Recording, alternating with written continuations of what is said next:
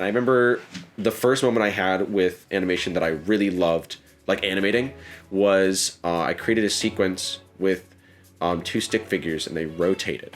I remember them rotating in the air, and that was my like big aha moment where I realized that I had just created a 3D space on a 2D plane with nothing but a stick figure, and they both like spun around with swords and then they collided like these drills, and I spun the drills around after I spun the characters around to like switch the frame.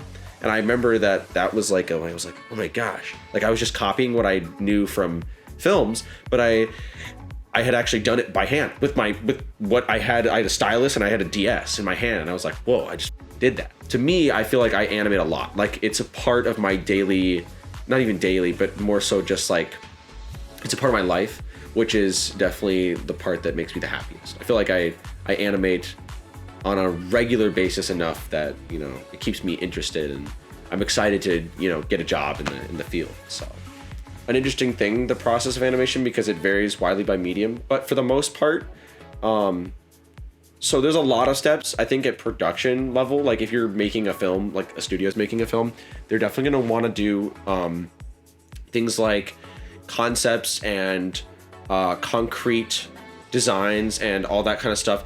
They do all that really heavily before, like it's all finalized. And they have to do that because otherwise when you hand things off to people, you can't be wishy-washy about a design. Otherwise it'll be inconsistent. Like if you have a bunch of people animating shots, they have to have the same design for everything.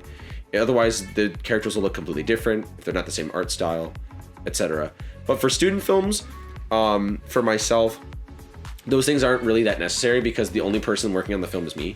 So as long as I understand it and as long as I make it cohesive in my own way, then it's fine. So inspirations. My objective answer is always Redline because it's my favorite movie, and I love Takeshi Koike as an animator. He focuses on the ideals that I think are probably the most close to my style at the moment.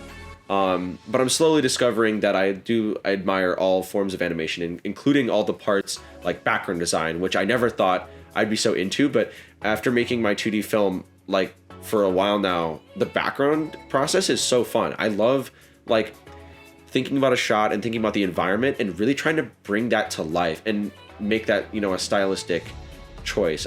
I also think that unironically, One Piece does influence my style of animation a ton. It's not like I draw or like I like the style of One Piece's art as much as the way that they animate, specifically like limbs and how they control depth. I think I've adapted like that idea into my animation the most. I've had classmates tell me that my animation looks like One Piece before. I have a lot of stuff I should be drawing for classes. I have a lot of stuff I should be drawing for the future. I have a lot of stuff I should be drawing for commissions, right? Like I have stuff I should do for that. Every once in a while, it's a really nice mental break to just draw for yourself. When you start animating, I feel like this is maybe just me, but I feel like every animator comes across a point where they're like, man, I don't know if I can do that. I don't know if I can actually accomplish the shot. Will it take too much time? Whatever. My advice is to do it anyway. I feel like a lot of time people settle too often in animation early on. They don't push themselves to make that extra step. Like if you think something's really hard and you look at it, like people on the internet, or you're watching an animation or you're seeing anything where that professional animator makes something that's just out of this world, and you're like, wow, I can't believe they did that. I can't believe I could never see myself doing it.